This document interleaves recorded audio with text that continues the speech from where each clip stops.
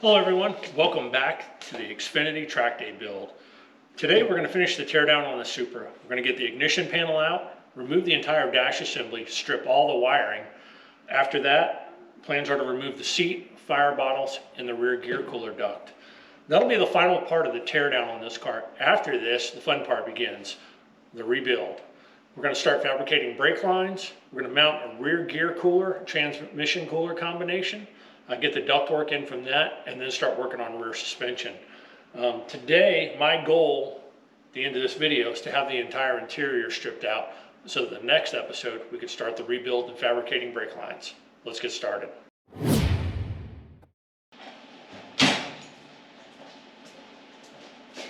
First thing I want to do is get this ignition panel out of the way. I don't plan on reusing it. This is an older style. It's still good, and I'm sure it still works fine. I'm sure there's nothing wrong with either box A or B. I am going to go to a box with an integrated soft touch rev control where you just plug the chip into the box, and we'll get rid of these. We are going to go to one box, one coil, and one smaller harness to move all this stuff out of the way. Get a lot lighter on the right side and then more compact, and be able to locate it more centrally on the dash, make it more aesthetically pleasing as well.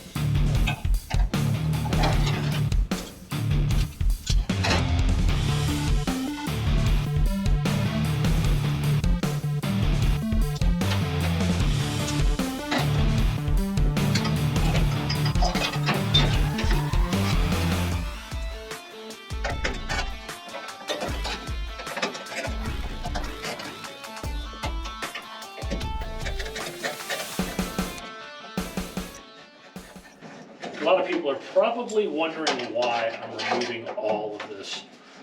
To be completely honest, it could stay. There's nothing wrong with it. It could be used. A couple modifications could be made, but it is definitely older technology and antiquated. Putting a single ignition box on the dash would make it look more like today's current competition cars.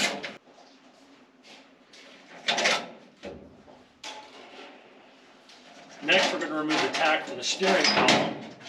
Once we get this out, we'll drill out a bunch of rivets on the dash top. We'll remove the complete dash assembly as one unit and get the wiring that's wrapped up out from underneath here.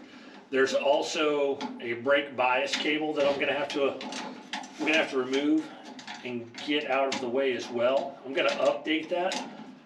When I put the brake pedals in, it uses a Tilton 900 series for this car. And we're going to rebuild the masters, and I have a couple of new. I'm going to have to see which ones work and which ones will fit. Both the front and rear brake master and the clutch on this car are a push style, unlike some maybe a pull style made by AP. This is a push style pedal and clutch assembly.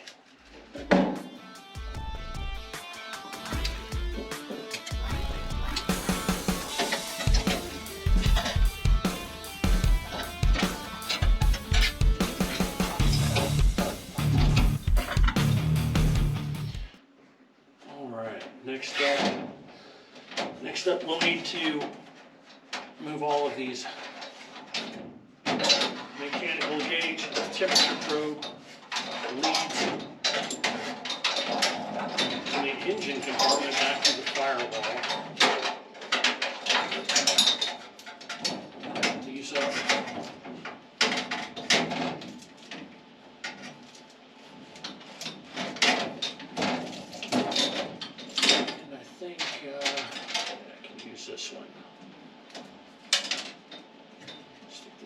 tie on here.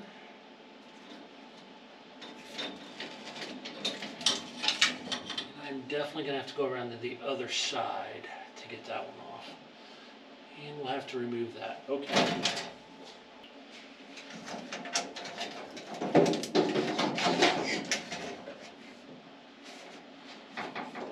That appears to be everything we need for now. We're going to drill out a couple 1/8" rivets, and we'll remove this as an assembly.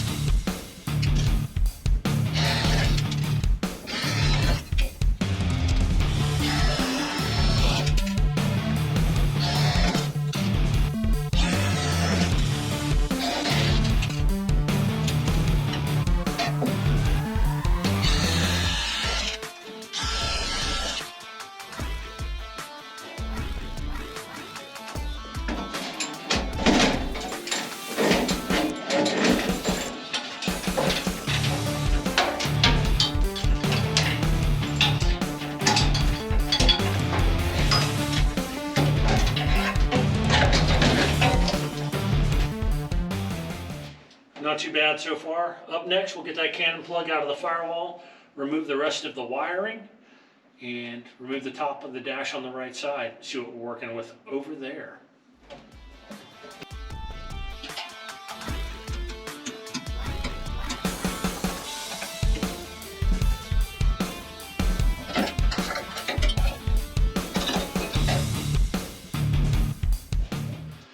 For now, we're going to leave the alternator charging plug, and I'm going to wrap this up. I'm going to leave that there. And I'm going to leave the battery cable for the starter lug. I'm going to leave that there because I'm not exactly sure if I'm just going to need to trim it and put another cable lug on the end for the starter solenoid. But the battery cable from the battery to the starter solenoid and the disconnect switch, all of that's going to end up getting changed. Going to pull this seat out, get this floorboard out, remove the dash top. Up next is going to be fuel line conduit, fire bottles, and then rear gear cooler duct.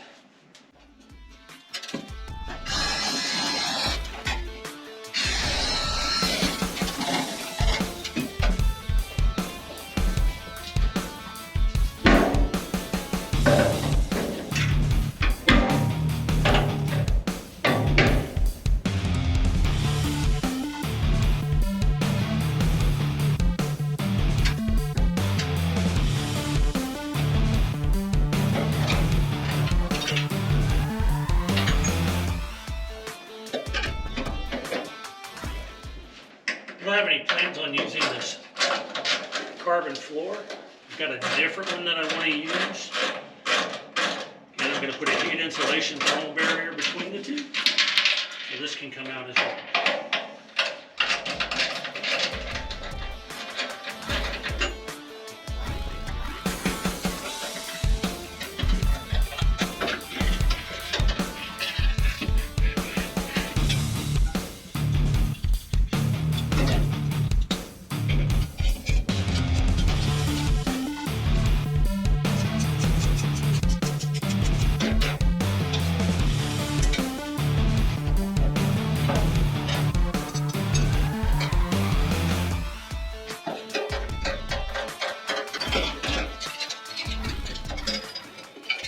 Both of these fire suppression bottles are still good. They're both made by Safecraft. Although they have not been certified in a while, they are still in the green. I do plan on using both bottles. I'll have them refilled, certified, and a new SFI sticker and date put on them. Once I get them back and they're mounted in the car, the small bottle is going to be mounted down on the front of the lower door bar, with the large bottle mounted more towards the rear. I do plan on running the discharge nozzle under the fuel line conduit, making a right turn coming back up this side of the number 12 bar with the discharge nozzle facing the driver. I also believe that I will either put the manual pull cable mounted here, or I'll mount it on the leg brace next to the brake bias adjuster. That I haven't figured out. We haven't gotten that far along. But the larger bottle that has the heat probe that's in the fuel cell area is definitely going to get mounted here, and I will reroute this longer hose to make it more aesthetically pleasing. The fuel line conduit's also going to come out. It's going to get cleaned up, sanded, and repainted as well. So let's get the rest of the stuff out.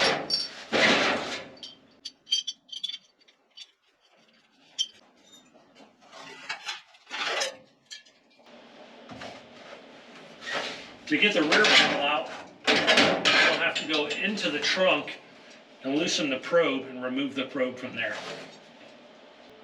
Now that we have the fire suppression probe removed from the trunk, it's held in place with two slip washers.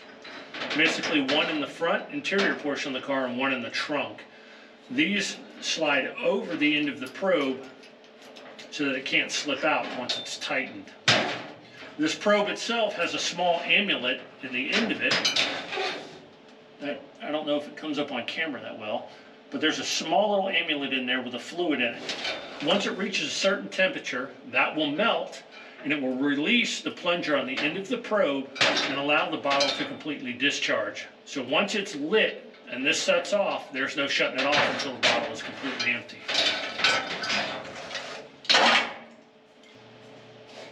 Up next, we're going to pull the fuel line conduit, get that gear cooler duct out of the way, and we will just about be done with teardown for now.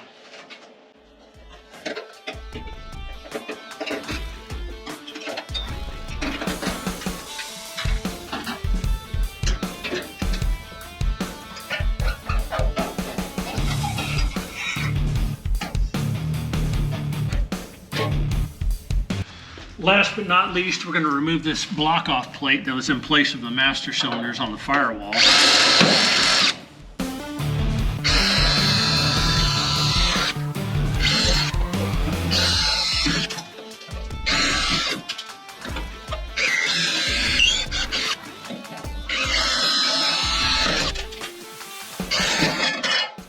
Now that that's out of the way, we'll also move some of these small plugs that were used for where the bulkhead fittings for our brake lines go.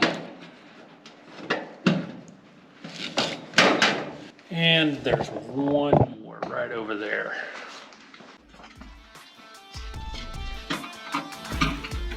And that is everything.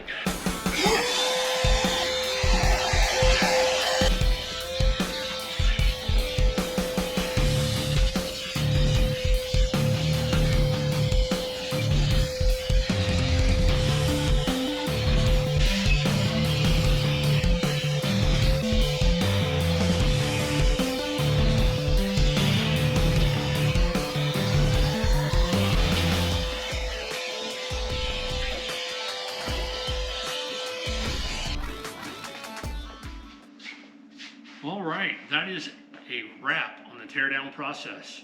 The car has been taken down as far as I need to go to start the rebuilding process. Up next is going to be stainless steel brake lines. I have several kits and several complete sets that have come from different cleanouts of race teams, different auctions, and cars that I've taken apart and scrapped myself. Luckily enough, the architecture of the Gen 5 COT, the Gen 6 chassis, and the XFINITY Nationwide cars is exactly the same. There's no big difference in chassis architecture between them. Everything should lay out good. Everything should be fine. I shouldn't have any major issues there. I will have to cut and flare and bend quite a few lines, but I'm not too worried about that. After that, we're going to mount the pedal assembly. I do have some rebuild kits for the master cylinders I have. I also have some new old stock, brand new master cylinders. We're going to go through that, figure out what's going to work best, and the brake reservoir. A lot of the stuff that I've taken off of this car, I've got on the teardown cart, and I'll show it to you.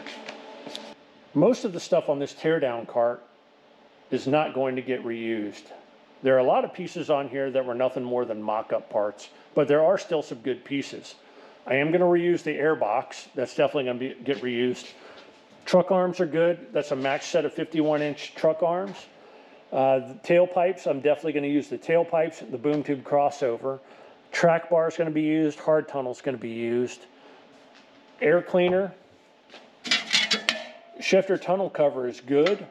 I will put the shifter in, mount the shifter and the transmission in the car. And I'll use this as a pattern to mount my fireproof boot. Rear U-bolts are good. Transmission mount is good. It's like brand new, just needs to be cleaned up. I'll clean that up real good. Nothing from the ignition system is going to get reused. I will reuse TRD tachometer. I am going to check the solenoid, see if it's still good. If not, I've got several others.